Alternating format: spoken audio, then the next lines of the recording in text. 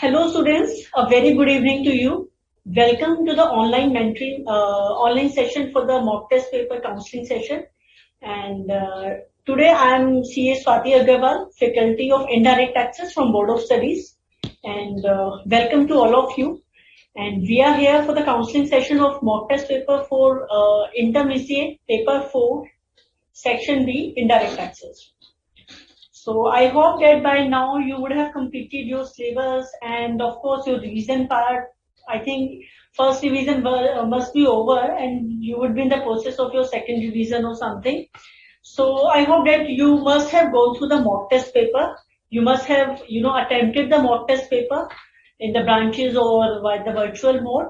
And we have also hosted the answers for you so that you can compare your level of preparedness so that you come to know how you can assess your performance and you can come to know what is the level of your performance and whether you are ready for your exams or you need to review few another areas, you need to practice more so that you come to know.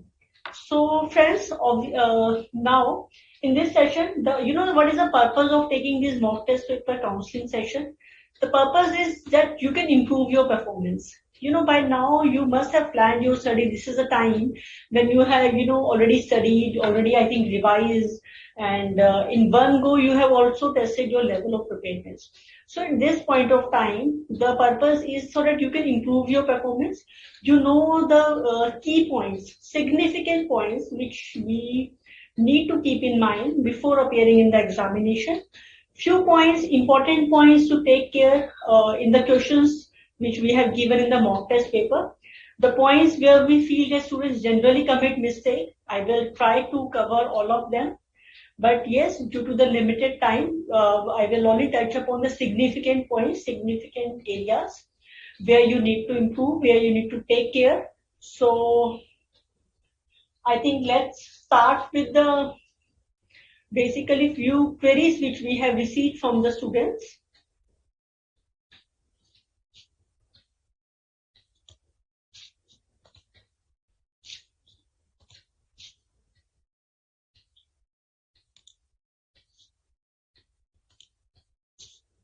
You can, ask your queries simultaneously in the session wherever you feel that any doubt is there. And I will advise you when I will, go through the questions, you also simultaneously solve the answers and give me your answers as well. I will read the name of the student and check whether the performance of the student, whether the answer given by that particular student is right or not, where they need to improve. And I will also come to know the level of preparedness, how well you are, understanding the concepts and, reviewing all the inputs provided by Board of Studies. So first of all, let's cover the significant points which we need to keep in mind. These are the few queries which we have received from the students. So before starting the mock test paper questions, let's go through them quickly. Sanjana Dinesh Kumar has said that, sir, if I give correct answer, we are the banks who are, who are looking after this paper, indirect taxes. So if we give correct answer that the particular is exempt or not, but reason is incorrect, then will I get marks for it? Very true, a very important question, $1 million question, I will say. This is the point which generally students ask and where they are always confused. This is a point where they get stuck. They want to know whether if we give only the right or wrong answer, if you only give the treatment of the items, like if we only add it or deduct it from a particular list price or something to arrive at the value of taxable supply without giving the brief reasoning, then will we get marks or not? The answer is no. You are awarded full marks for a question only if your answer is supported by the adequate legal reasoning. You have to give the working notes in your answers. Without working notes, you will not be getting full marks for your answer. Because, if you are giving something, if you are solving a particular question, it's very important that you know what is the legal provision behind it. why I am giving a particular treatment to it. So you have to give the reasons. In fact, if you look at the your mock test paper starting portion, which is given like before start of the question, it is clearly stated that working notes should form part of the answer. Let me show you. This is the paper, right? Question paper. And this is the first point. This is the first and the foremost point which is given is working note.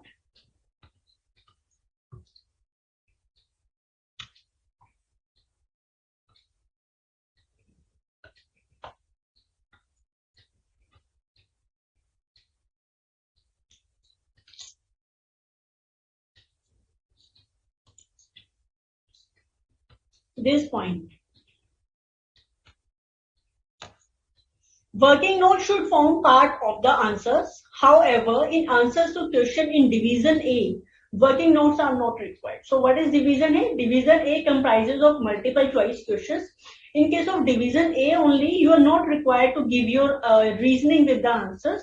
However, in all other parts of the question, working notes is very important, right? So I hope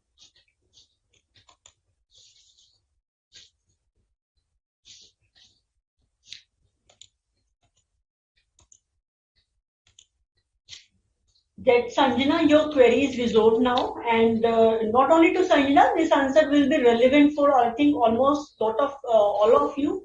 Lot of students are generally asking this query to us over phone and over emails and over eSahayata portal.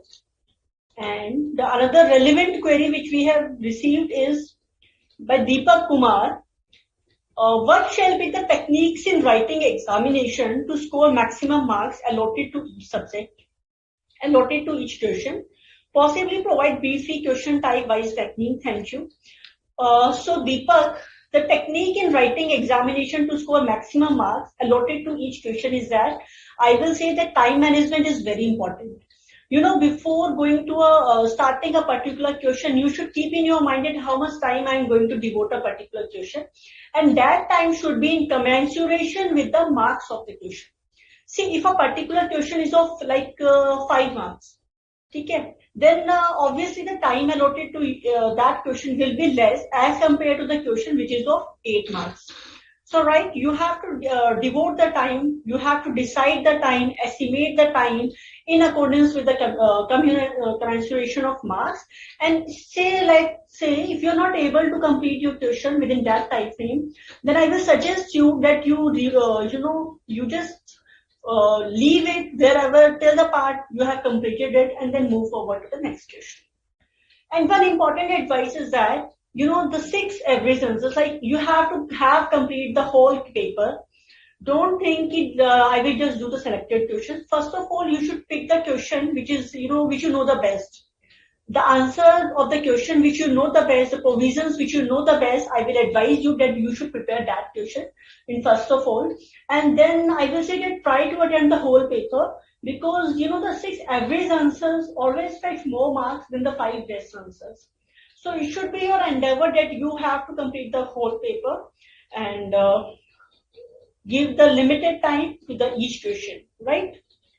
So I hope that we have answered the queries, general queries we have taken because that is relevant for very important for all of you, and it will really help all of you in fetching good marks. So let's start with mock test paper. So friends, one thing to notice here is that, we have already hosted the answers of the mock test paper, all the answers. And as you know that the questions in division A do not require any working notes. So obviously the reasoning of, the multiple choice questions or the case scenario based questions is not given therein. So I will try that we, touch upon all the case scenarios or multiple choice questions because I think otherwise you would have looked at the answers and know where you are lacking. So let's discuss the case scenario first.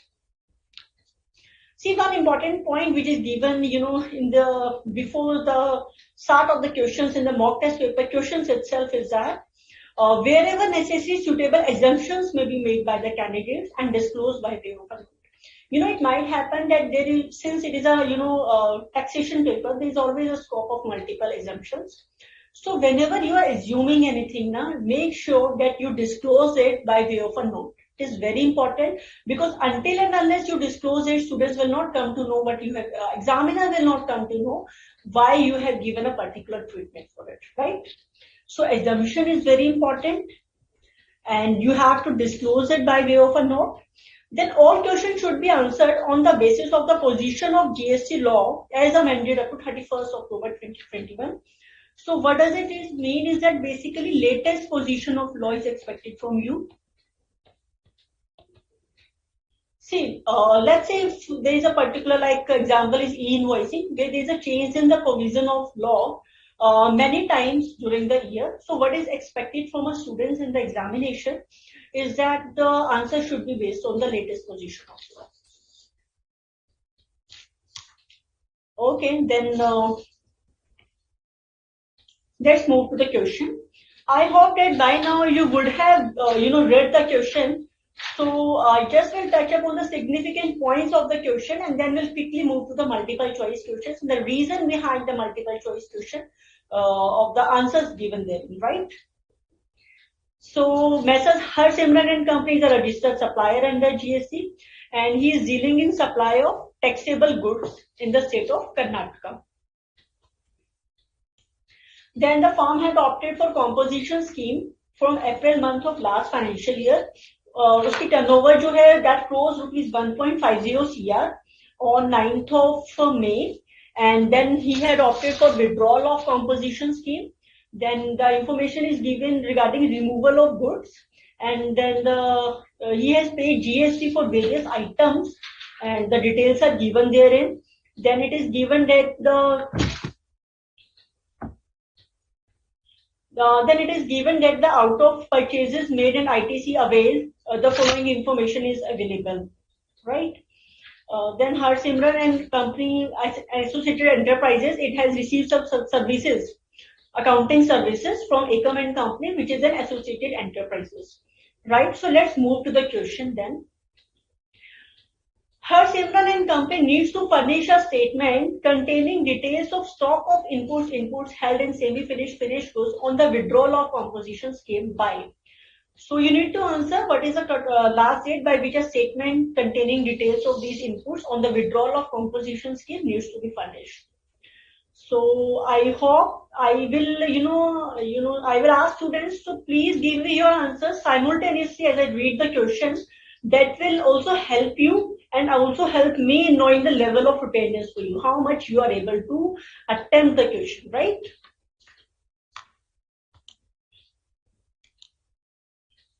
So let's move to the answer. See, what I have done for the ease of all of you is that I have extracted the relevant provision from the study material itself. So no, the purpose behind it is that so that you can correlate it with it. That this provision is discussed in the study material. Where you have read it, you need to just use your mind, apply your mind that yes, everything is whatever is given in a case scenario, whatever is asked from it, it is basically an integrated case scenario. It is based on all the various topics which are covered in the study material, various provisions, and everything, all the relevant provisions of the study material are given. I have shared it with you for the purpose of ease and convenience, so that your confidence level gets boosted. You don't feel that how I will be able to attempt it, I don't know what is the answers and everything. Your confidence level boosted because everything is covered in it, right?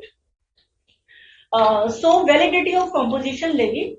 We know that what is section 10 deals with the composition scheme, and any person who has opted out of composition scheme, he has to furnish a statement in prescribed form containing details stock of inputs contained in semi-finished or finished goods within a period of 30 days from the date from which the option is withdrawn, right? So the answer within a period of 30 days, and when he has given opted out of composition scheme, his turnover crossed rupees 1.50 CR on 9th of May.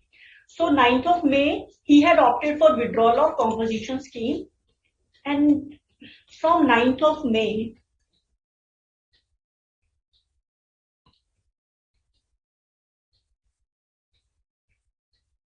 right? From 9th of May, when we will calculate 30 days, May is of 31 days, right? And then minus 9, 22 days May, and June 8 days, right? So the answer is 8th of June. And the next question is,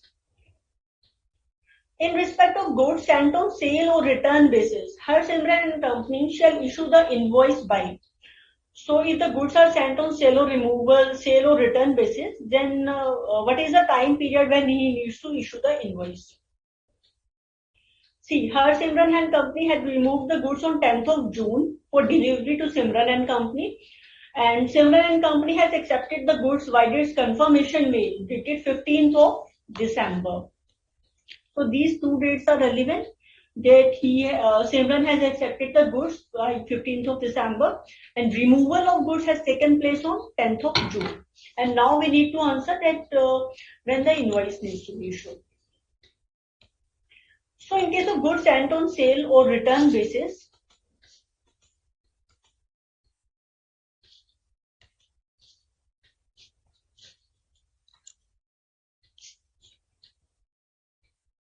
tenth of June and 15th of December, right? Shall issue the invoice. Okay. So the relevant provision which comes into play here is section 31(7) of the CGST Act, and it clearly says that where the goods being sent on sale or removal return basis are removed before the supply takes place, then the invoice shall be issued before or at the time of supply, right? That is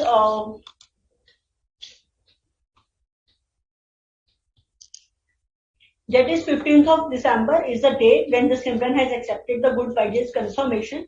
So the before or at the time of supply is 15th of December or 6 months from the date of removal. Date of removal of the goods is 10th June. 10th June plus 6 months. So the whichever is earlier. So the answer will be 10th of December because 10th of December is earlier than 15th of December. I hope we are clear now.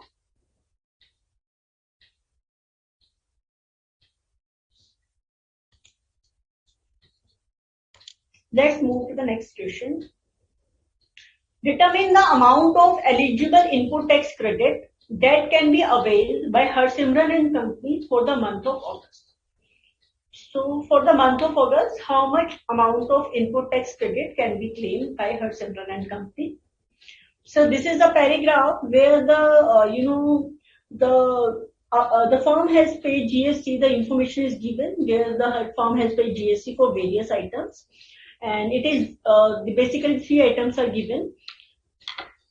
See, what we are asked in the question is determine the amount of ITC that can be availed by Harsimran and company for the month of August.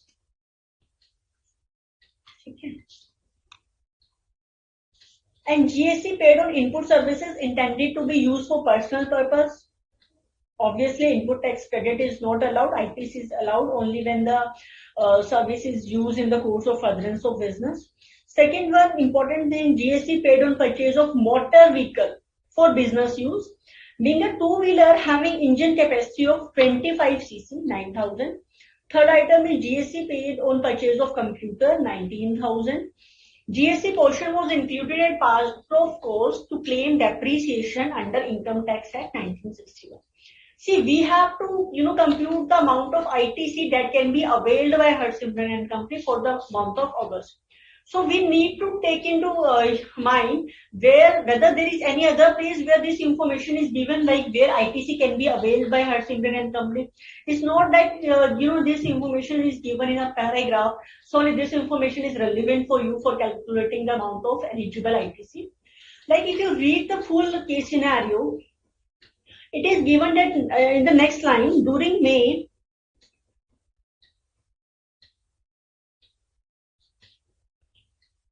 Harsimran and company had reversed ITC of 10,000 for not making payment to vendors within the time prescribed under CGST Act 2017. This pending payment was cleared in the month of August. So, do you think can there be some relevant provision? Can any provision apply in this, in these facts? Think. See what Harsimran and company has not paid certain payments to a vendor within a particular time frame. So he needs to reverse the ITC. But now what has happened is that this pending payment has been cleared by Harsimran in the month of August. And what we are asked in the question is amount of eligible ITC in the month of August. So this can also come into picture, right? So let's move to the answer. One student is saying, ma'am, screen is not proper visible.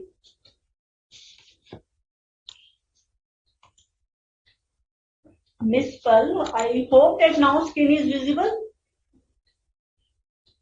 Please let me know. By the way, this is the question which I am going through. You already have the question. And now let's see the answer. Motor vehicle. Let's understand the provision behind before arriving at the correct answer. Motor vehicle, the meaning is assigned in the Motor Vehicles Act, right? And what does the Motor Vehicle Act says?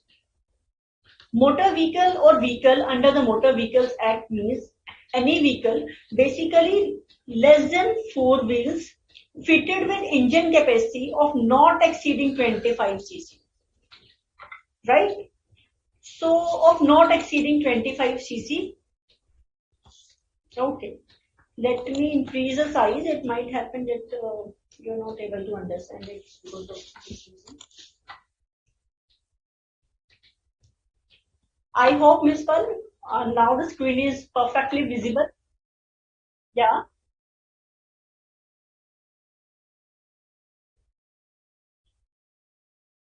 Oh, okay. Is it clear now? Okay.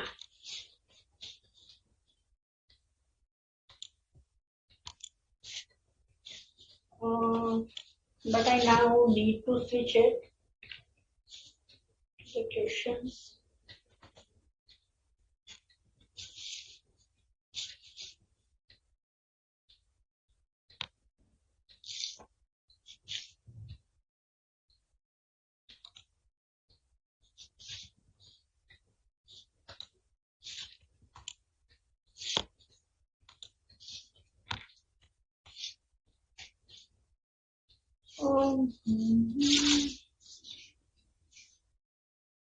Nissan, where from where I need to.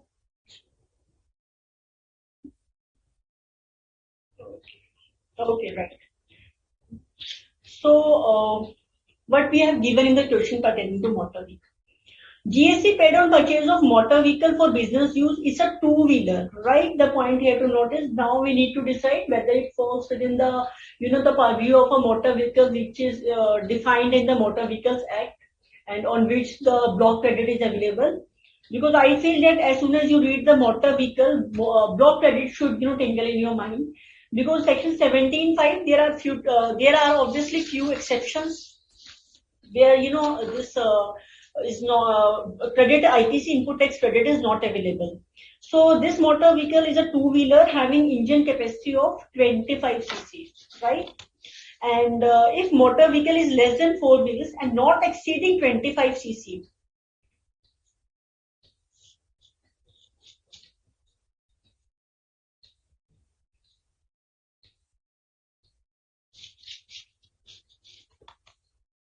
of not exceeding 25 cc, being a two-wheeler having engine capacity of 25 cc, right? See, important thing here is to note is that I was just finding where the note is given because means any mechanically propelled vehicle adapted for use upon roads, whether the power of where the power of propulsion is transmitted thereto from an external or internal source, and included in a chassis of which a body has not been attached and a trailer, but does not include a vehicle running upon fixed rails or a vehicle of a special type adapted for use on factory and enclosed premises, or a vehicle having less than 4 wheels will not exceeding 25 cc. So although it is the engine capacity is 25 cc, it doesn't exceed 25 cc, but it is a two-wheeler. So this motor vehicle is not as per will not be termed as motor vehicle as per Motor Vehicles Act. And as you know that the restrictions of availing input tax credit, that is block credit. This block credit is applicable in terms in relation to a motor vehicle. So if something is not a motor vehicle at all, then what comes into play is that the provisions of block credit will also not apply, right? So we will be able to claim input tax credit of this one. This is for personal purpose, so ITC will not be available. Third one is GST paid on purchase of computer. GST portion was included as part of cost to claim depreciation under Income Tax Act. And as you know, this provision has already been discussed in the study material. That's why, I have given the extract of it so that you can correlate with it, correlate where the provision is discussed to you. If depreciation claimed on tax component, then ITC is not allowed. This is given by section 16(3) of the CGST Act. Because dual benefits cannot be claimed under income taxes. So either depreciation of the tax components can be claimed or ITC of such tax can be availed, right? The word is either. Either depreciation or ITC, right? But yes, since the question asks about the amount of ITC that can be claimed, this will also come into picture. हर सिमरन ने reverse किया ITC 10,000 का for not making payment within the prescribed time, but this pending payment was cleared in the month of August. So what does the proviso to section 16(2) says? Payment for invoice is to be made within a prescribed time. And what is that prescribed time? It is 180 days. Then registered person must pay to the supplier the value of the goods or services along with tax within 180 days. Right? And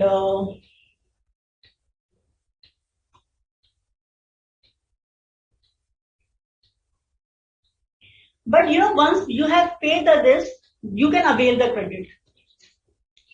See, once the recipient makes a payment of value of goods and or services along with tax, he will be entitled to avail the credit again without any time limit.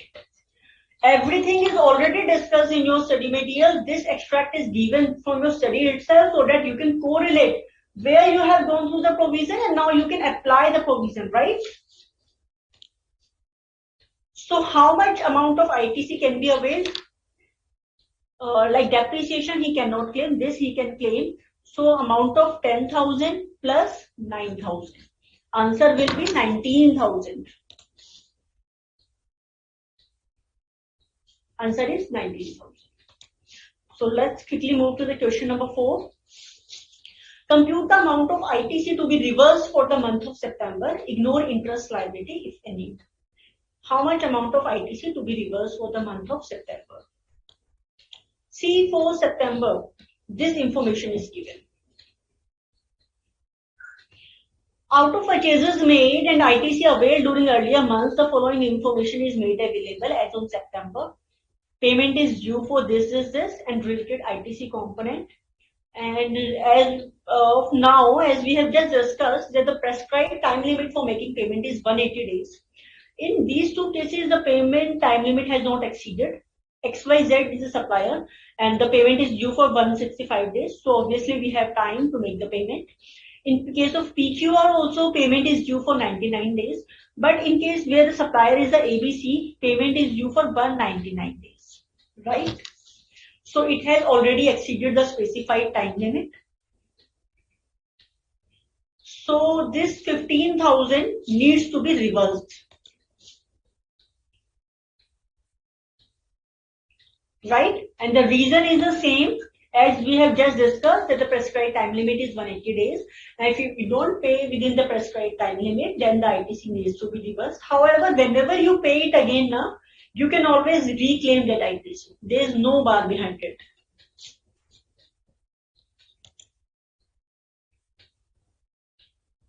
Aditi Tiwari has asked, ma'am, please tell Motor Vehicles Act extract again.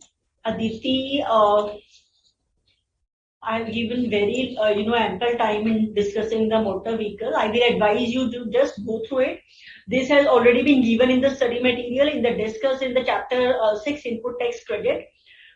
Basically, motor vehicle does not include less than 4 vehicles having less than 4 wheels and engine capacity not exceeding 25 cc. In our question, the motor vehicle is basically it has two-wheeler, right? Being a two-wheeler. So this is excluded from the definition of motor vehicle as per Motor Vehicles Act.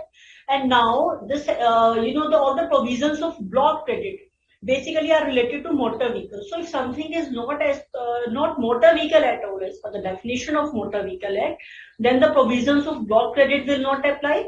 And what does it mean? It means that we will be able to take the credit of motor vehicle in this case, right? So Aditi, I hope I am clear now.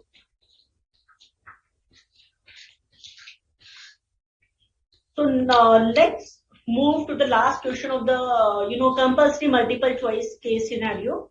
It says a time of supply in respect of service imported by Har Simran and company from its associated enterprises. So what are the provisions relating to time of supply in case of associated enterprises?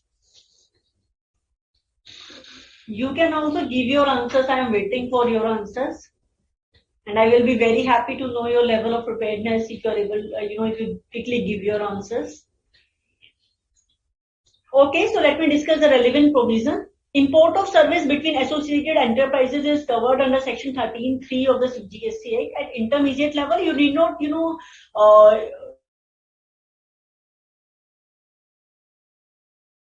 are aware of it, that which provision is covered at, in which section. So in the case of service received from associated enterprises located outside India, time of supply is date of payment for the service or the date of entry in the service of books of accounts of the recipient, whichever is earlier. So let's see what is the date of payment, what is the date of entry. In our question, entry is 10th October and payment is 30th September, and whichever is earlier. So which one is earlier, 30th October or 30th September? The answer obviously is 30th September, right? 30th September. And one more, I think, independent multiple choice question is given. So let's go through it. Ganesh traders engaged in manufacturing of taxable as well as exempt goods purchased the machinery worth rupees 17,70,000. It capitalized full amount, including taxes, and claim depreciation on it as per provisions of income tax. And now what we are required to compute is the amount of ITC that can be claimed by Ganesh traders. So is it 2,70,000, the entire amount of GST? 0, or is it in proportion of taxable and exempt supply, because Ganesh trader is engaged in manufacturing of taxable as well as exempt goods, or by decreasing percentage some prescribed method of assessment. So what is your answer? Just now I have discussed that you either can claim the depreciation or can avail the input tax credit. Dual benefit is not given. So if it has claimed depreciation on it, then the amount of ITC to be claimed by Ganesh traders is 0, right? The answer is 0. So we have covered all the independent case scenarios, independent multiple choice question, and the MCQs arising from the case scenario. The reasoning is not expected from the students in examination. This is the reason I have discussed with you at length. The reason, the justification, how we are arriving at the answer, and what all provisions, are integrated together, how different provisions are integrated together. Everything is given, each and every provision is covered in your study material. You just have to use your application and analysis skills, right? So let's move to the another case scenario. I hope that by now you have already gone through the case scenario. We just touched upon the significant points and quickly move to the questions. Mr. Lala is engaged in supply of tiles and marbles. What are the tiles and marbles? It means he is engaged in the supply of goods, right?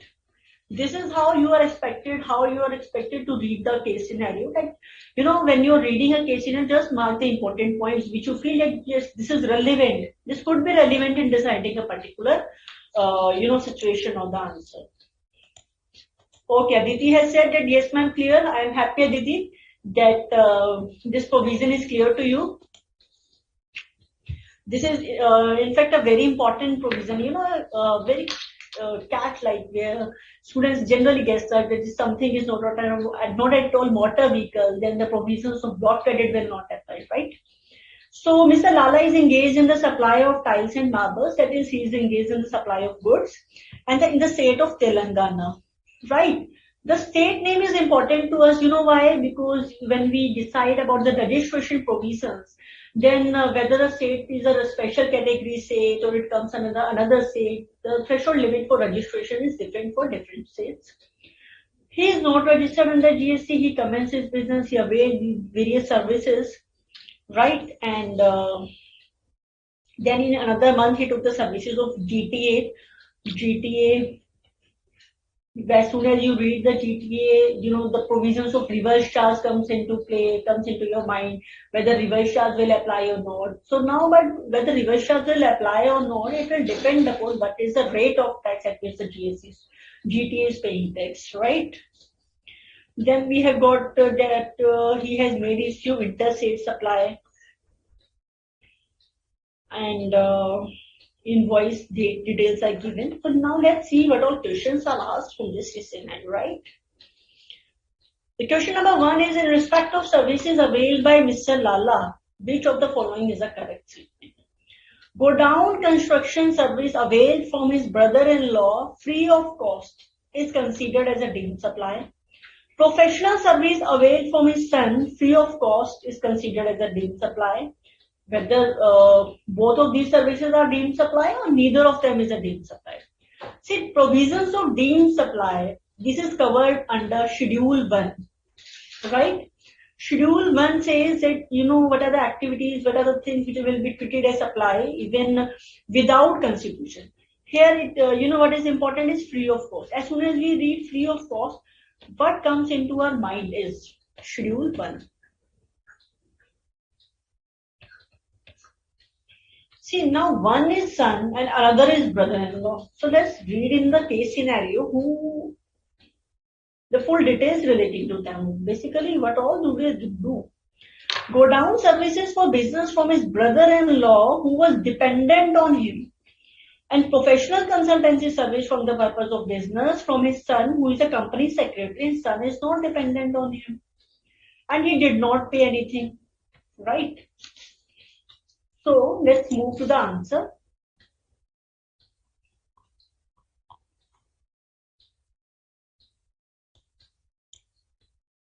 See, when just you read the son and the son-in-law, so first of all, you should know, the provisions of Schedule 1 and what does Schedule 1, and then the son and son-in-law, it means it relates to a family. So now you need to check who all are, covered in the family as per the provisions of law. As per the law, family means the spouse and the children of the person. Second, the parents, grandparents, brother and sister. But they are covered only if they are wholly or mainly dependent on the said person. See, brother-in-law is not covered.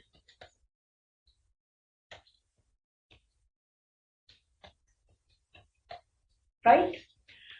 And in case of, the point here to note is that the dependency condition is there only for parents, grandparents, and brother and sister, not for the spouse and children. Then we come to this para, Schedule 1. It says that supply of goods or services between related person, these activities will be treated as supply even if made without consideration. Right? Between related persons. And related person says, if you read the definition of a related person, it means members of the same family, they are covered in the definition of related persons. And we come to the definition of family where we come to know that brother-in-law is not covered in the family and son is covered whether or not he is dependent, right? So the answer will be excuse me, professional service availed from his son free of cost is considered as a deemed supply. So although the son is not dependent upon him, but still this service supply will be treated as a deemed supply. Coming to the next question, up to which limit of aggregate turnover Mr. Lala can continue to supply goods without registration within his state if he does not procure any goods services on which tax is payable under reverse charge mechanism? 20, 40, 10, 150. See, if he does not procure any service on which tax is payable under reverse charge mechanism, then what is important to determine the threshold limit is Telangana, and he is engaged in the supply of goods. So coming to the answer part,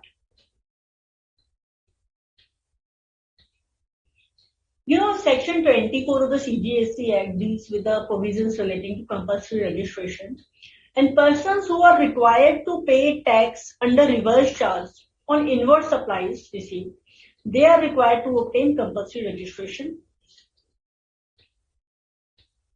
However, persons engaged exclusively in making outward supplies, tax on which is liable to pay reverse charge basis, are exempt from registration.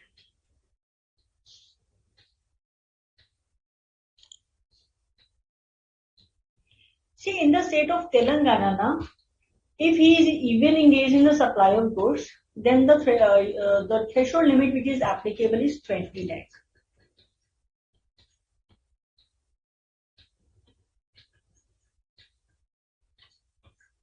Right? It is already given in your study material in registration chapter. One tabular presentation is also there if you would have gone through it. So the answer is 20 lakh. Third one, what is the tax liability for the freight charges? Rupees 6,000 of IGST and the reverse charge, forward charge, reverse charge, nil. So what are the relevant provisions?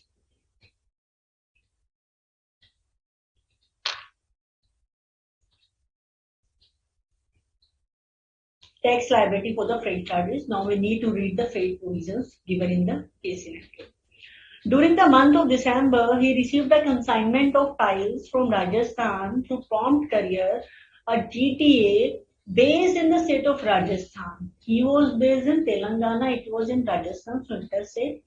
Goods were dispatched to supplier on 2-pay basis for freight. Freight charges were 50,000. Said GTA pays GST at the rate of 12%. This rate is very important because then only we are able to decide whether reverse charge will apply, forward charge will apply, or it is exempt. Mr. Lala paid the invoice amount in the month of December itself, and it is an interstate transaction. See, reverse charge is applicable only if the GTA pays GST at the rate of 5%.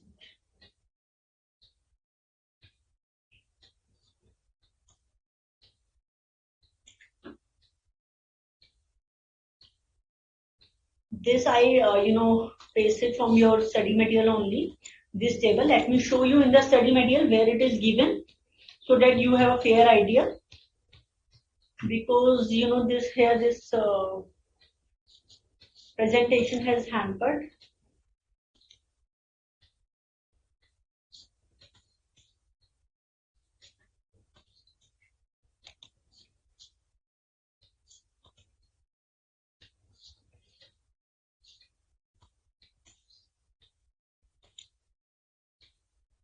I think the network connection is slow. But if you will, see your chapter charge of GST,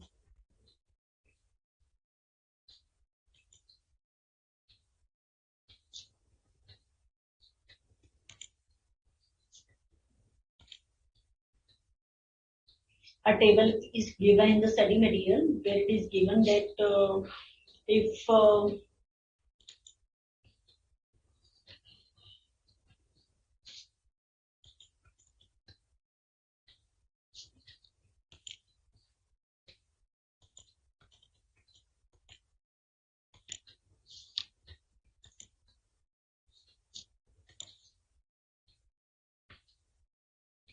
if GST is payable at the rate of 5%, then reverse charge. If GST is payable at the rate of 12%, Then there could be two cases.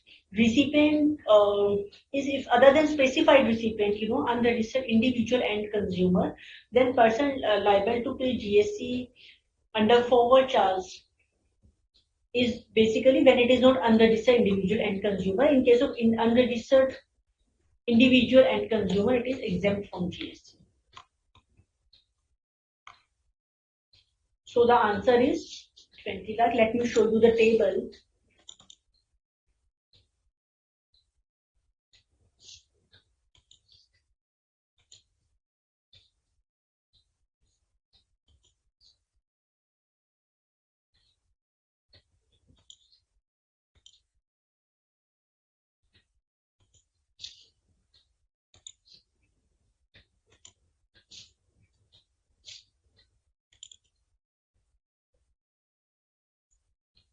File is not getting open here. Otherwise, I would have shown it to you.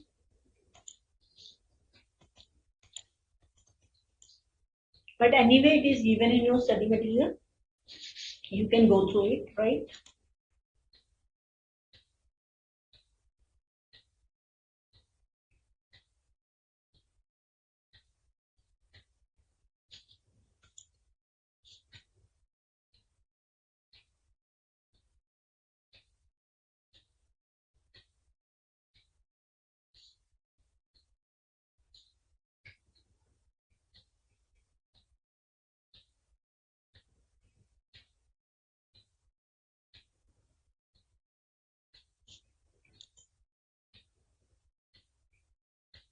See, forward charge will not apply in this case, Aditi Tiwari.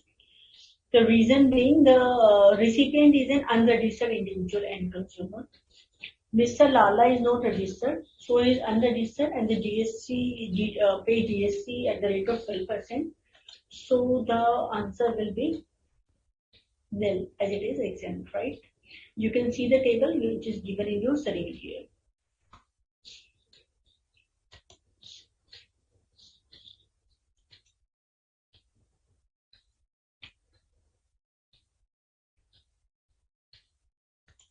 Let's move to the next question.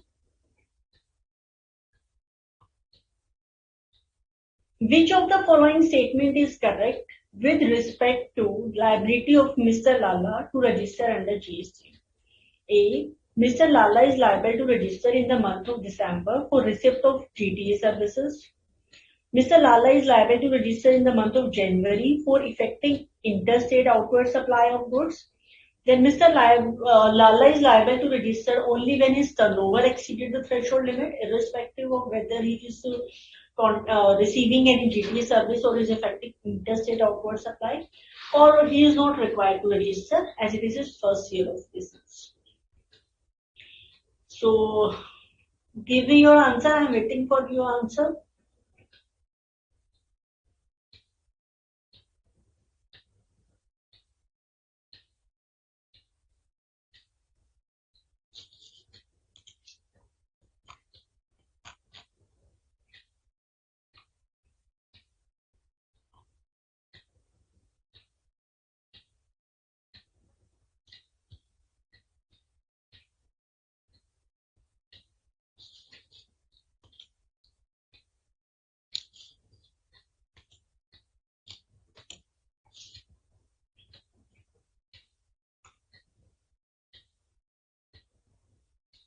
Okay, so let's discuss the answer.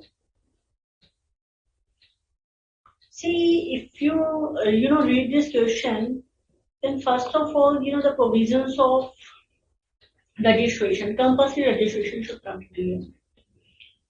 Mr. Lala is liable to register in the month of December for receipt of GTA services. Whether GTA is taxable under reverse charge in this case.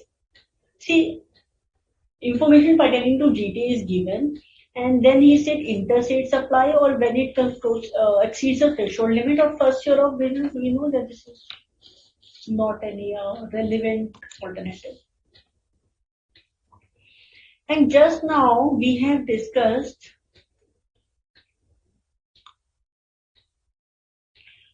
that in case of reverse charge,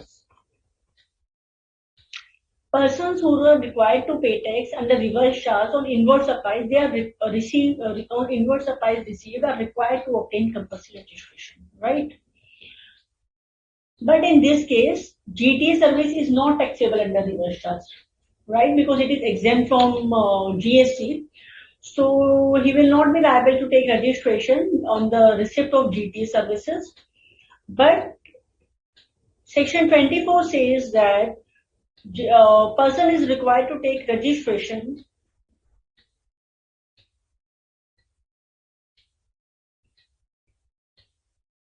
in case of interstate supply, interstate taxable supply. However, threshold limit of benefit is given in case of interstate supply of taxable services. But in our question, Mr. Lala is engaged in the taxable supply of goods, right? This GTA service is exempt. So he is liable to register in the month of January for effecting interstate outward supply of goods. The answer is B. And it is by compulsory registration.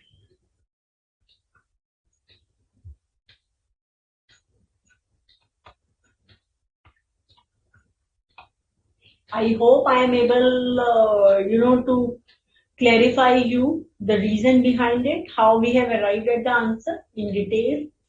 And I'm deliberately taking it a very slow pace so that you are able to understand, you are able to correlate which provision is applicable, why something is not applicable, and where that relevant provision is discussed in your study material.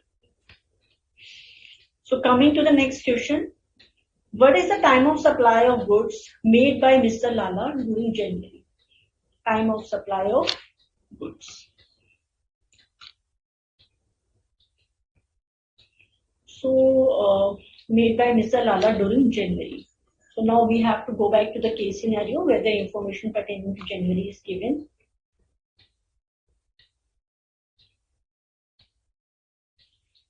During the month of January, Mr. Lala made his first interstate supply to Tamil Nadu on 4th of January.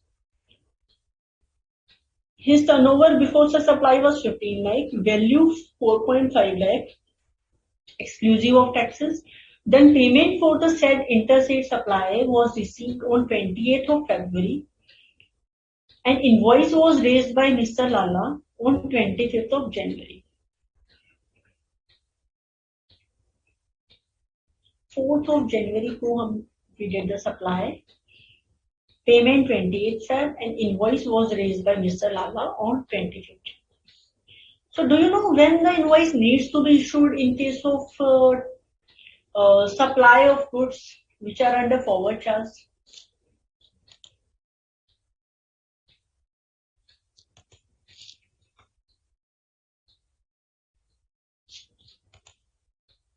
Aditi Tiwari has answered 1.4a. No, because I have explained that GTA service is exempt.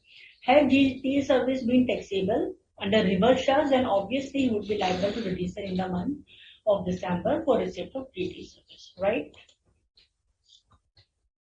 So let's discuss the provisions relating to time of supply of goods.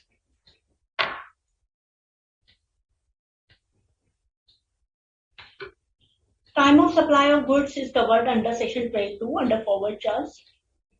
In case of supply of goods by a registered person under forward charge, GST is to be paid on the outward supply of goods on the date of issue of invoice or the last date on which invoice ought to have been issued. Now we need to know what is the last date when the invoice needs to be issued in case of supply of goods.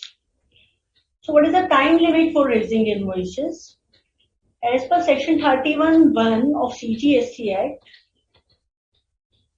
invoice needs to be issued in case of goods. Removal of goods for supply to the recipient, if the supply involves movement of goods or making delivery to the recipient. In case of services, it is 30 days.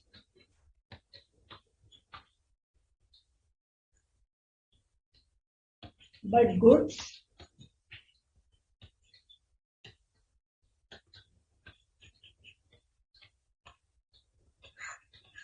right?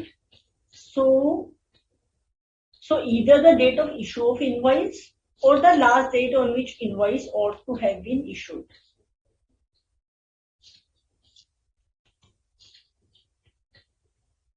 So what is a invoice issue was made on 25th of January and removal of goods was 4th of January, right?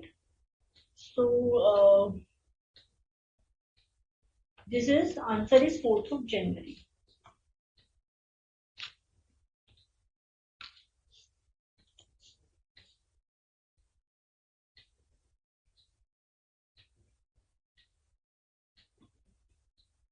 Let's move to the next question.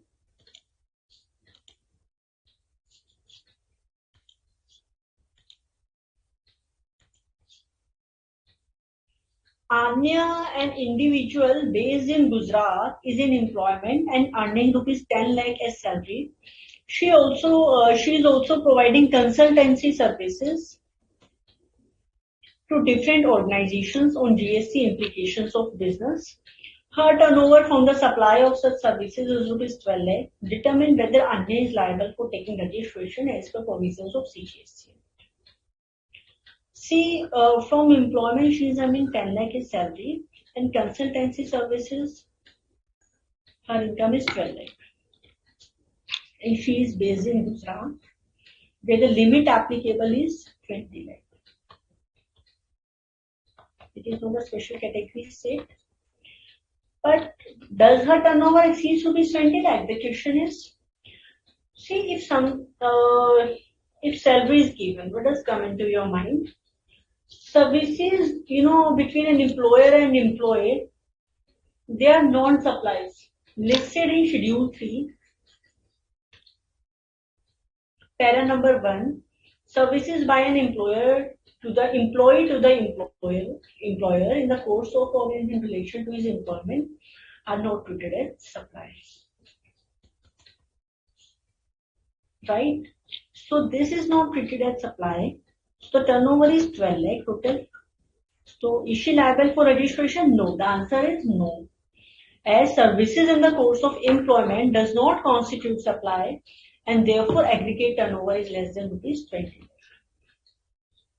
So by now we have covered all the multiple choice questions, all the compulsory questions. See, one important thing to note here is that, these multiple choice questions, the integrated case scenarios given in division A, they are the compulsory type. You don't have any option. And it is also stated in the questions itself. Question paper itself. All questions are compulsory. And it fetches you 12 marks without giving any reasoning. But what is expected from students, what is required at this level for you to, score good marks is that your provision should be very clear. You should have a command over all the substantive and the procedural laws of GST. And if you have good knowledge, good understanding of the GST provisions, then it won't take much time, and also you need not give the justification of your answers. And these questions are compulsory. It will take less time and they will help you in fetching good marks, right? So the answers of all the descriptive questions are already covered in the given web hosted of my mock test paper. And if there is any other specific query, then you can ask. Then otherwise I will touch upon the few other, important things which you need to keep in mind. I don't think that you will stuck up at somewhere else in other, in the descriptive questions, because all the justification, explanations, statistical answers are given at length, in the answer itself, the relevant provisions and everything. I don't feel so. Still, if you feel that something is not clear, you can always ask your question.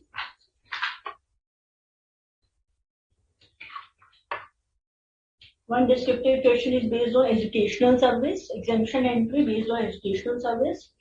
And you should know the definition of education institution. Basically, it covers something which provides education, an institution providing education which is recognized by law, by Indian law, recognized by Indian law, right? So in question number 1, this is required, this is expected from you, then only you will be able to solve your answer. So, but I don't think there is any other descriptive type question. You have any query, because I have not received any query so far pertaining to descriptive questions.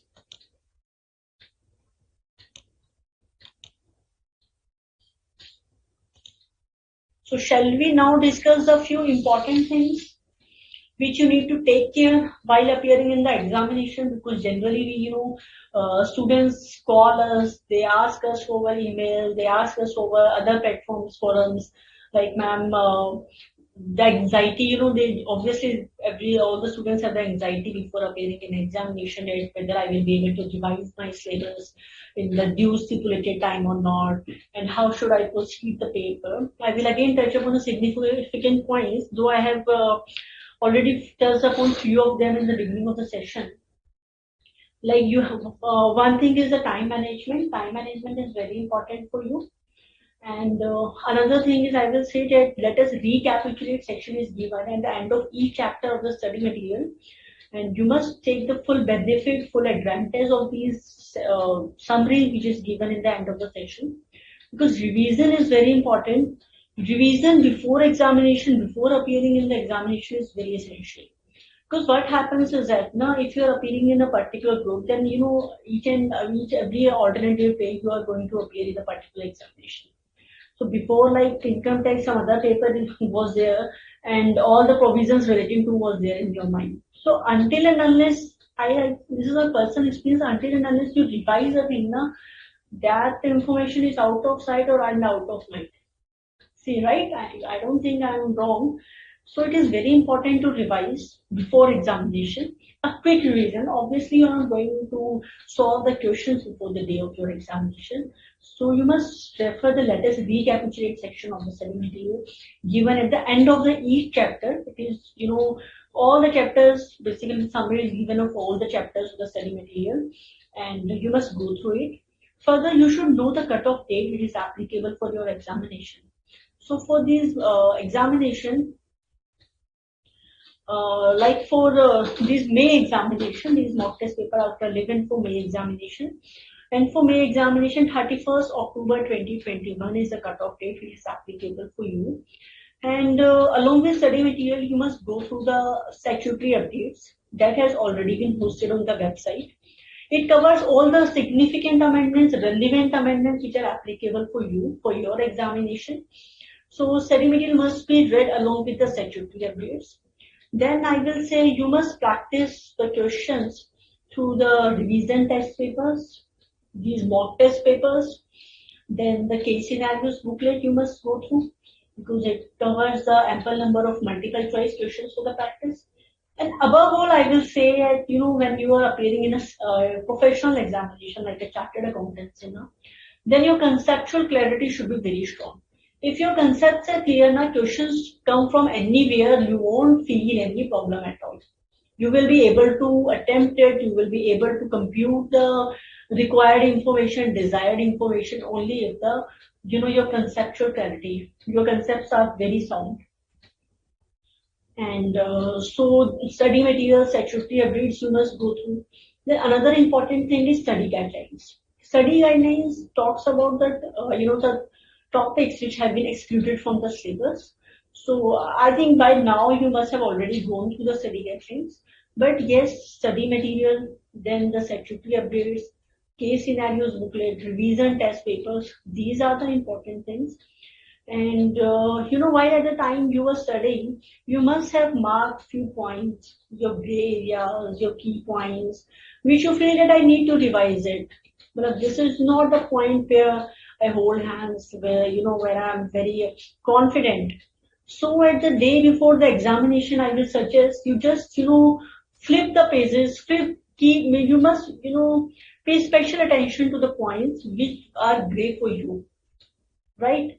Something where you are not much confident. You just go through that provision in detail. Otherwise, you just read the some, quick revision before the day of examination. So all these things are related to the preparation of study. But another equally important thing I will say, which is important for you at the time of appearing in examination, not only for indirect access, but for all the papers, I will say, that have confidence. At this point of time, this is the point of not, this is the point where you're not supposed to lose your confidence. Like my peer student has done this much, he has, he has already excelled it. His revision has already completed at a fast pace. How will I do? Don't do any sort of comparison at this point of time. Focus on yourself, right? And focus on yourself. No comparison, I will say. And take adequate sleep before the day of before the night prior to the examination. Take a healthy diet. Otherwise, you will be sleeping in the examination if you take oily food or something. So take healthy diet, nutritional diet, take proper sleep, and if you know something, you can just relax yourself. Don't do any sort of comparison. And this is the point when you should not lose any sort of confidence. You have already studied very well. You have already done a lot of hard work. Now this is the time to, just to show your hard work. This is the time when your dad path has already, completed. This is the time when you need to just show through what all efforts you have done, right? So be confident, take proper sleep, no comparisons, don't spend much time on your mobile phones. And I hope that by doing all these things now, you will be able to obviously clear your exams with flying colors. You won't have any issue, and we will be very happy to show your, to see your performance. That all the efforts which we do here day and night that have, reaped the benefits basically, right? So if there is any other query, you may ask, or I think we have already exceeded the time. Then I think we should bind up the session. Take your time. If there is any query, we will be happy to answer it.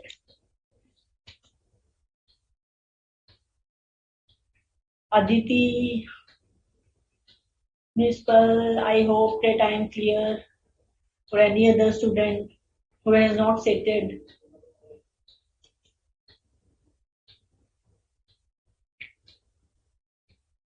Okay, friends, then I feel that we should end the session, and we have elaborately, covered the important aspects which you need to bear in mind before appearing in examination.